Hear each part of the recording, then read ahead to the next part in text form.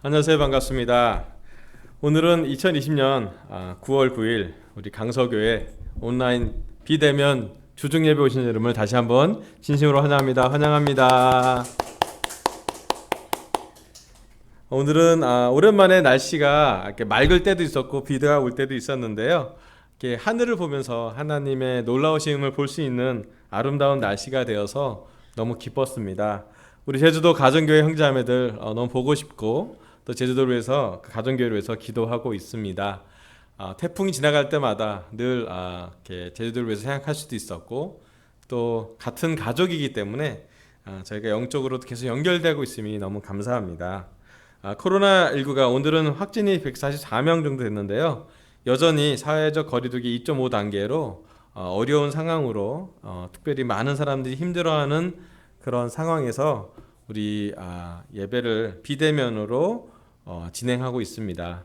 영등포 구청에서도 이렇게 공문이 왔는데 비대면으로 진행해줘서 감사하다고 계속 해달라고 그렇게 하고 있습니다. 참 어렵습니다. 얼굴을 보지 못하고 예배를 드린다는 것이 또 각 가정에서는 또 각 개인적인 자리에서 이런 유튜브 채널로 예배를 드린다는 것이 집중하는 부분에 있어서나 또 이렇게 말씀을 더 오롯이 보고 싶은 상황에서 상당히 좀 어려운 환경인데도 불구하고 우리가 함께 마음을 모으고 또 영을 모으고 우리의 정신을 다 모아서 이 시간에는 하나님과 하나님의 말씀과 또 예수님의 마음이 될 수 있도록 최선을 다했으면 좋겠습니다.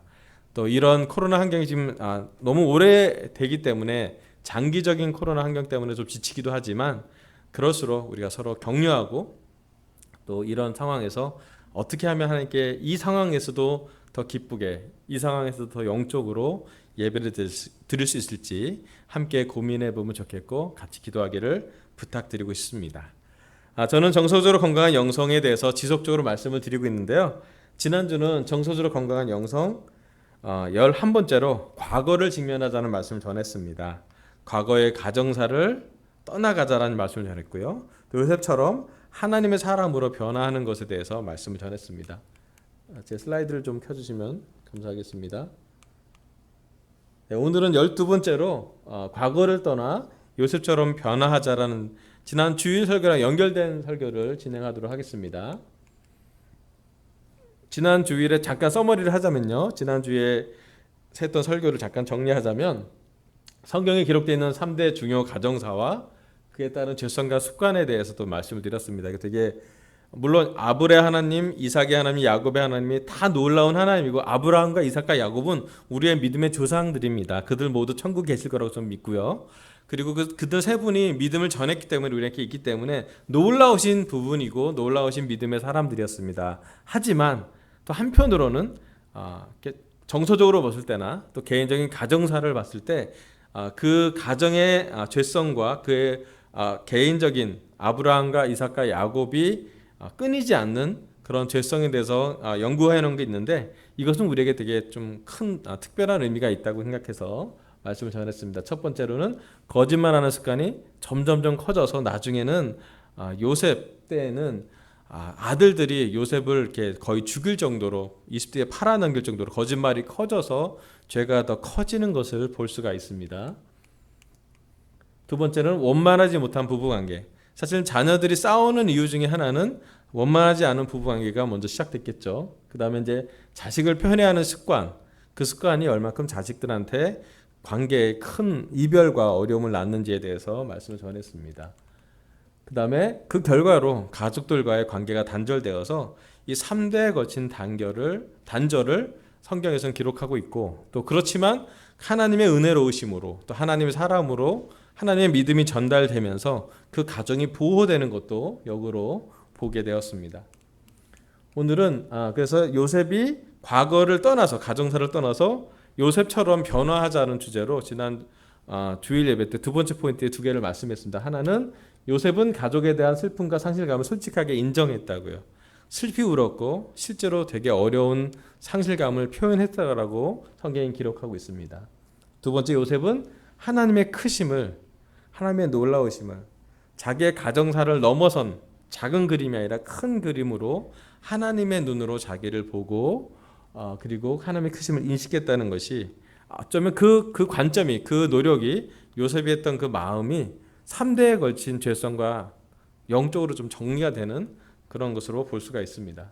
오늘은 두 개를 지난 주중에 했기 때문에 나머지 2개, 요셉처럼 과거를 떠나서 우리가 변화하자는 주제로 말씀을 전할게요. 창세기 41장 46절부터 52절까지 보도록 하겠습니다. 창세기 41장부터 52절입니다.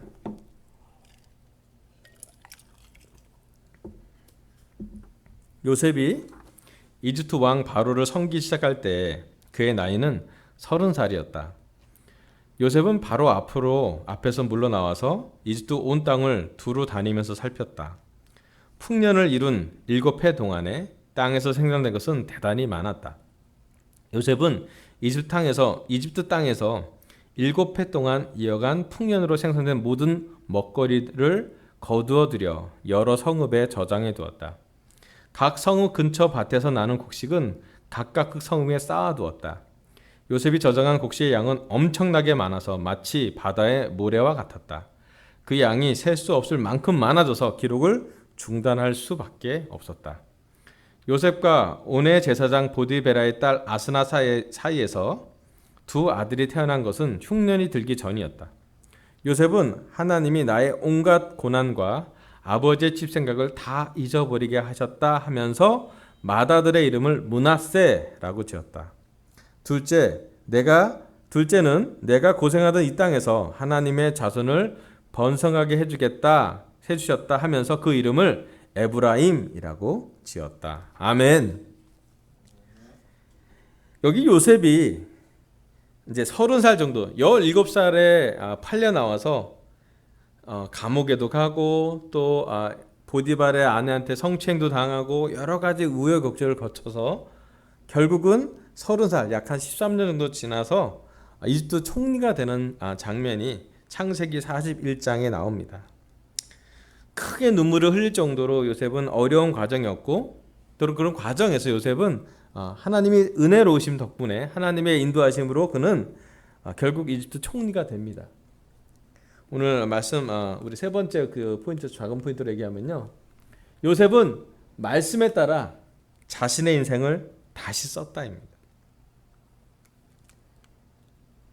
요셉이 사실은 하나님 말씀을 어떻게 지켰는지, 또 어떻게 요셉이 개인적으로 야곱과는 좀 분리가 되었고 어려운 상황에서 하나님만 의지했는지 정확히 알지 못합니다. 단지 하나 아는 것은 요셉은 야곱뿐만 아니라 하나님에 대한 인식을 했고, 하나님 아무도 자기를 도와줄 수 없을 때, 이집트로 계속 팔려가서 절대적으로 혼자 있을 때 요셉은 자기의 정체성을 잃지 않으려고 최선을 다했던 것 같아요. 그리고 하나님에 대해서 정말 절대적으로 의지하고 하나님에 대해서 기도했을 거고 하나님만을 정말 찾았을 것 같습니다. 그래서 요셉은 점점점 하나님의 말씀에 따라서 자신의 인생을 다시 쓰게 됩니다. 참 요셉의 가정사에서는 생각하지 못한 상처가 많았지만 그런 가정에서도 불구하고 하나님은 요셉을 만나서 요셉을 새롭게 인도하고 계십니다. 그리스도 안에서 과거를 극복하고 전진하려 애쓰다 보면 반드시 우리의 과거의 소리 또는 우리의 내면의 소리의 장벽을 만나게 됩니다. 피터 스카르지 목사님 그 얘기를 했어요. 우리가 뭔가 새롭게 변화하려고 할 때 거기에 대한 거부감이나 장애물이 반드시 나타난다고요. 때로는 그 장벽 안에서 우리는 갈피를 잡지 못한 채 당황할 것입니다. 강력한 습관, 강력한 중력, 강력한 관성이 작용해서 우리는 두려울 수도 있고 우리는 바뀌지 않을 거라고 생각할 때가 많습니다. 우리가 말씀을 들어도 우리 스스로도 변화하는 것에 대한 주저함이 있고 두려움이 있다는 것도 우리가 잘 알고 있습니다. 요셉은 보디발의 아내의 성추행에서 순결을 지켰습니다. 그 대가로 감옥에 갔는데도 그 감옥에서도 그는 성실했습니다. 감옥에서도 요셉은 영적으로 성장했던 것입니다. 이 감옥에서 요셉은 꿈을 해몽하는 은사를 하나님께 받는 걸 알게 됩니다.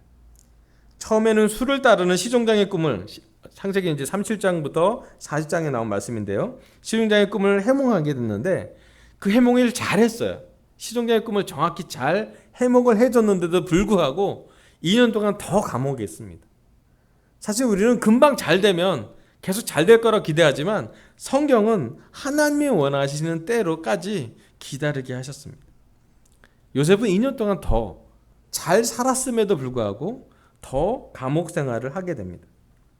이후 창세기 41장에서 요셉은 바로 그 당시에 황제였던 이집트 황제였던 바로의 꿈을 해몽하는 은사를 받게 됩니다. 그리고 그 꿈은 7년의 풍년과 7년의 흉년을 예측하는 그 꿈의 해몽이 바로 여기에 나온 요셉이 총리가 되는데 가장 결정적인 기여를 합니다. 아무도 해몽하지 않았고 아무것도 해석할 수 없었는데 하나님의 영이 요셉한테 갔고 요셉은 예언해냅니다. 7년 동안 엄청나게 많은 곡식을 얻을 거고 또 그 다음 7년 동안 엄청나게 어려운 흉년이 될 거라고 그가 예측해냅니다. 그 예측을 듣고 나서 드디어 이집트 왕 바로는 요셉을 총리로 임명하게 됩니다. 총리가 되자마자 요셉은 여기 나온 말씀처럼 7년 동안 흉년이 있을 때 흥청망청 쓰는 것이 아니라 차곡차곡 잘 모아놓습니다. 얼마나 모아뒀느냐? 바다의 모래알처럼 많고 기록을 할 수 없을 정도로 많이 모아놨답니다. 대단하시죠? 그리고 그가 그 모아놓은 과정에서 7년의 풍년 가운데서 그 아이가 2명이 났는데 그 아이의 2명을 보면 그 아이의 이름을 보면 요셉과 하나님의 관계를 얼마나 깊은지 볼 수가 있습니다. 첫 번째 아이는 므낫세인데 이렇게 얘기합니다. 하나님이 나의 온갖 고난과 아버지의 지식생각을 다 잊어버리게 하였다. 가 그 아이의 이름입니다. 즉 첫째 아이를 태어날 때 요셉은 드디어 과거 가정사를 정리합니다. 상처보다 하나님을 더 이야기합니다. 이 말씀의 핵심은 뭐냐면 므낫세라고 얘기하는 그 첫 아이를 가질 때에 하나님의 존재가 고난과 아버지의 집 생각, 끊임없는 상처로부터 그를 하나님의 영으로 말씀에 따라서 자기 인생을 새로 쓰는 어떤 선언 같은 일로 첫 아이의 이름을 짓습니다. 두 번째 아이는 내가 고생하던 이 땅에서 하나님 자손을 번성하게 해주겠다. 갑절로 열매를 맺다라는 뜻의 에브라임이라고 짓습니다.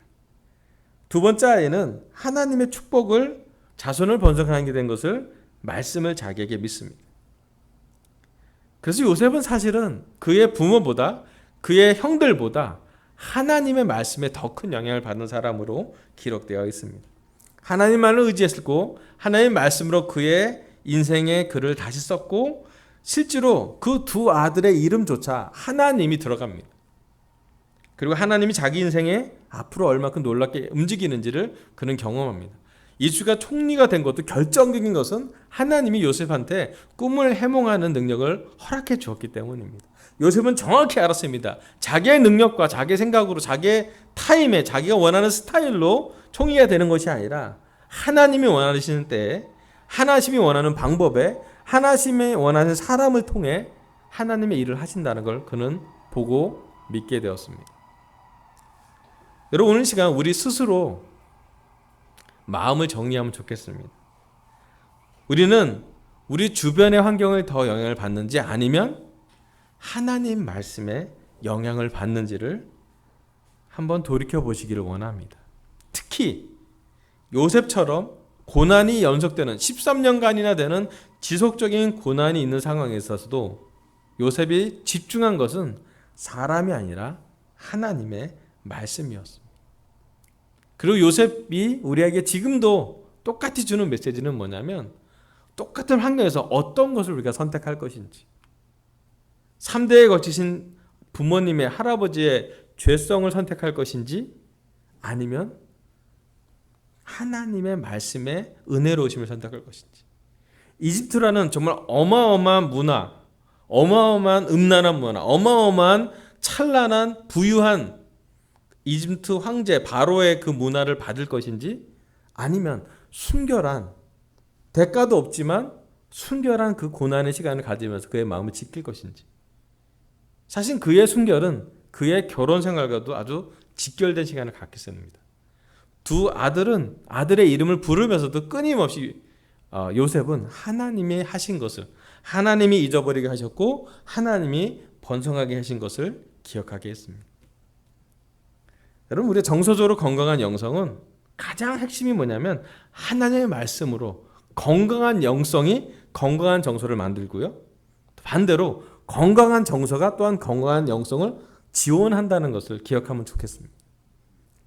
혹시 우리 마음속에 어느 것이 좀 일그러져 있다면 오늘 이 시간 요셉을 통해서, 요셉을 깊게 묵상함을 통해서, 또 요셉처럼 사는 인생을 통해서 말씀을 아는 것으로 그치는 것이 아니라 말씀이 자기 아이의 이름이 될 정도로 깊게 말씀에 따라서 자기의 인생을 썼으면 좋겠습니다. 그리고 그것이 바로 우리 대에 우리가 해야 될 하나님의 미션으로서, 하나님을 사랑하는 사람으로서의 목적임을 기억하면 좋겠습니다. 아멘. 자, 그 다음에 마지막 말씀이요. 창세기 49장 24절부터 26절입니다. 창세기 49장 24절입니다.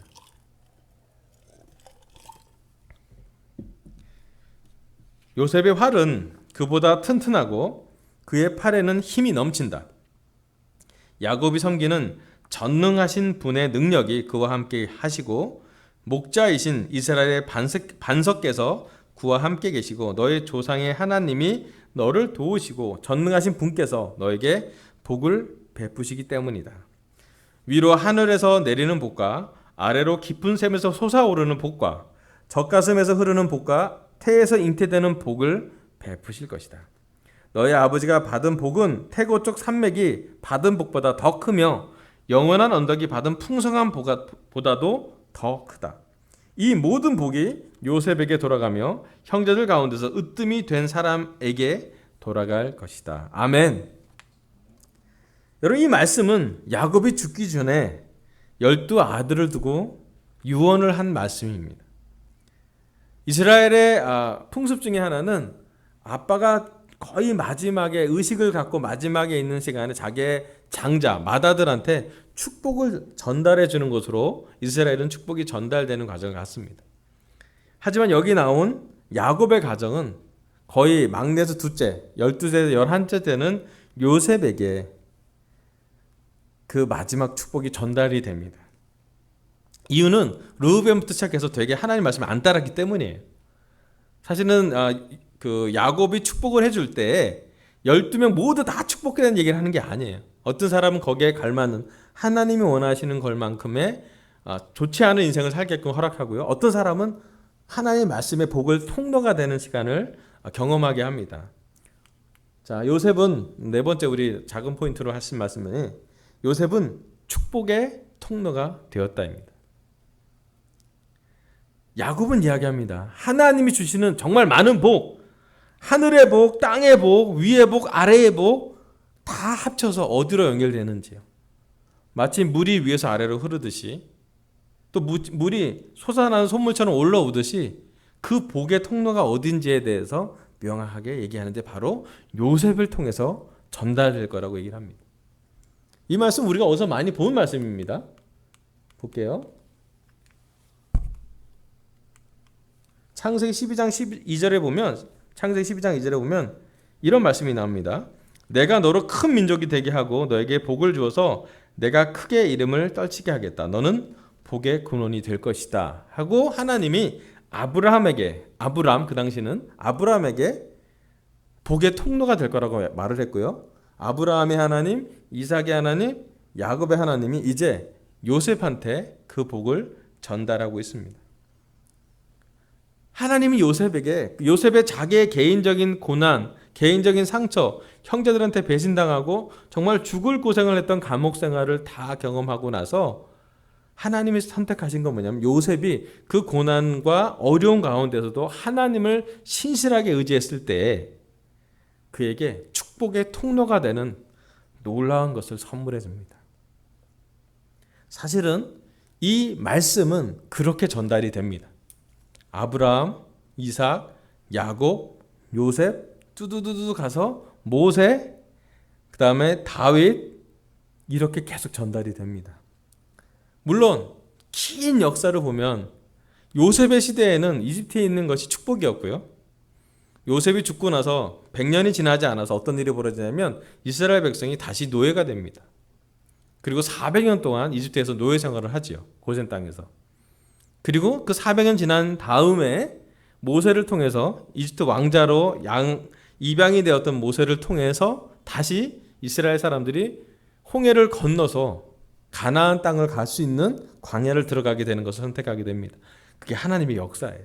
그리고 40년 동안 광야에서 머물고 여호수아를 통해서 모세는 못 들어가는데 여호수아를 통해서 약속의 땅, 젖과 꿀이 흐르는 땅에 입성을 하게 되죠. 그게 구약 역사의 아주 핵심입니다. 핵심은 뭐냐면 복의 통로가 있다라는 것이에요.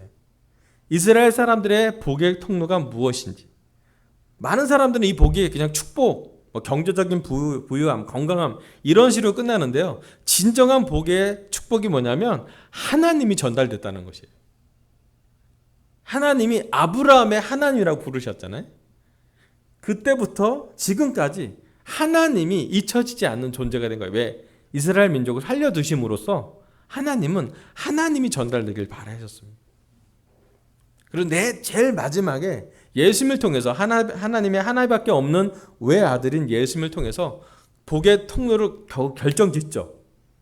그래서 예수님을 믿는 사람들은 유대인뿐만 아니라 예수님을 믿는 모든 사람, 예수님이 앞에서 죄를 고백하고 회개하는 모든 사람, 말씀을 그 약속을 믿는 모든 사람, 성전에 가는 사람뿐만 아니라 말씀을 듣고 말씀으로 반응하는 모든 사람은 사실은 축복의 통로로 하나님이 허락해 주십니다.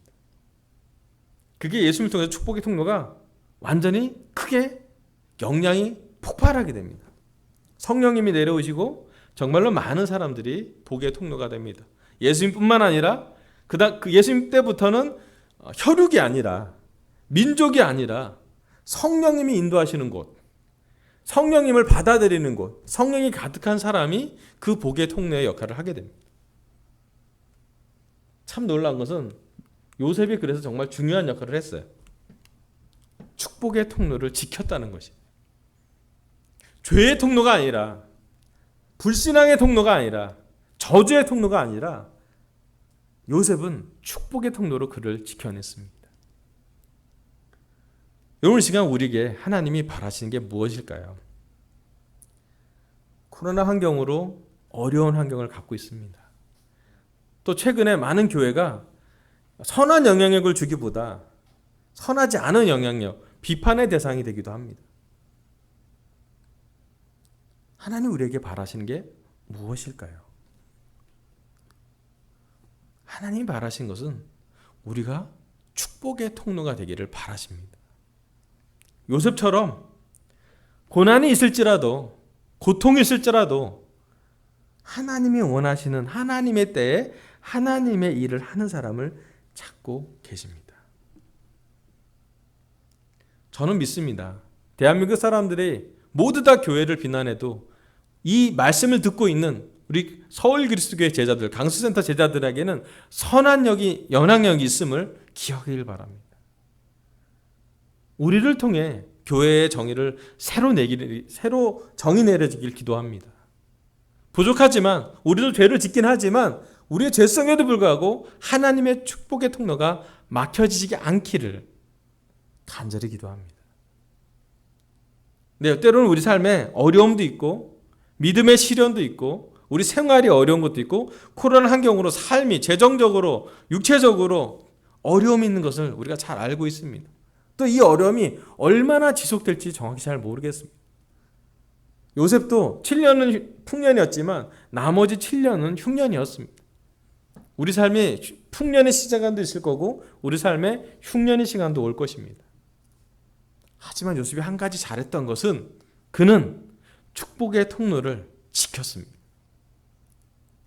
그래서 하나님이 축복의 전달이 될 통로를 지켜가서 그의 삶에 하나님의 의로우심과 하나님의 은혜로우심과 하나님의 능력을 그의 삶을 경험하고 그 자손까지 하나님을 전달했습니다. 여러분 제가 요즘 기도하는 것 중에 하나가 뭐냐면 우리 서울 그리스도교회가 다 다음 세대가 축복의 통로가 되기를 기도하고 있습니다. 우리 때 정말 하나님이 하신 일을 많이 봤습니다. 기도하고 금식하면 깨지지 않은 사람이 마음이 깨져서 세례를 받는 것도 보았고, 정말로 우리 능력을 할 수 없는 많은 것들을 교회에서 기적과도 같은 일을, 사람들이 세례받는 것, 회개하는 것, 그 사람들이 하나님의 일을 하는 것을 정말로 많이 경험했고, 저 또한 그 결과로 이 자리에 있는 것 같습니다. 하지만 제가 또 꿈꿉니다.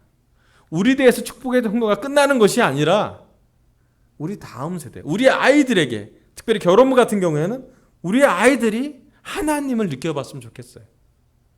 부모가 알고 있는 하나님이 아니라 그 아이들에 대해서 하나님의 기적을 경험하길 바랍니다. 때로는 우리가 다윗처럼 손에 피를 묻어서 성전을 지을지 못하더라도 적어도 솔로몬에게 다윗은 말씀을 전했습니다.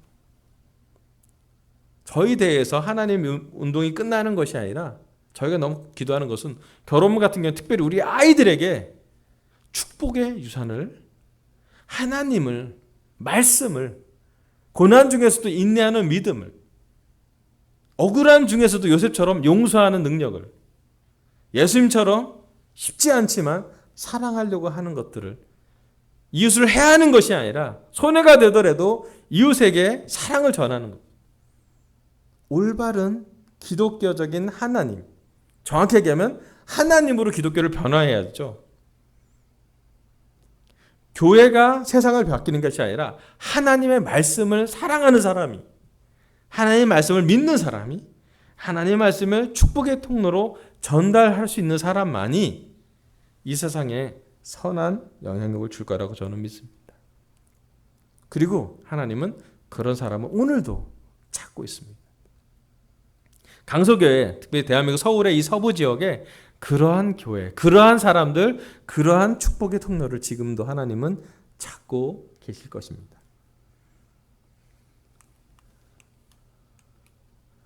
오늘 하나님은 저의 입술을 통해 정서적으로 건강한 영성 12번째, 과거를 떠나 요셉처럼 변화하자에 대한 말씀을 전하겠습니다.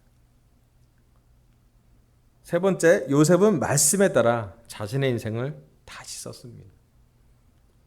요셉처럼 우리도 과거를 떠나 하나님의 말씀에 따라서 우리의 인생사를 새로 썼으면 좋겠고 이미 써지고 있다라고 저는 믿습니다. 우리의 과거의 죄성에도 불구하고 우리는 하나님의 가정을 이루게 되고요. 또 우리의 부족함에 불구하고 특별히 캠퍼스나 싱글과 그 여러 모든 사람들이 다 하나님을 알게 되는 특권을 경험하게 되었습니다. 네 번째, 요셉은 축복의 통로가 되었습니다. 요셉처럼 우리도 대한민국에, 우리도 서울의 서부 지역에, 우리도 축복의 통로가 되었으면 좋겠습니다. 우리와 아이들과 다음 세대에 우리가 축복이 전달되고 통로가 있는 것을, 통로로서 하나님의 복이 흘러갈 수 있음을 기억하고 그렇게 되기를 간절히 바랍니다. 우리 정서적으로 건강한 영성 12번째, 과거를 떠나서 요셉처럼 우리 스스로 변화하기를 바라면서 설교를 마치겠습니다. 감사합니다.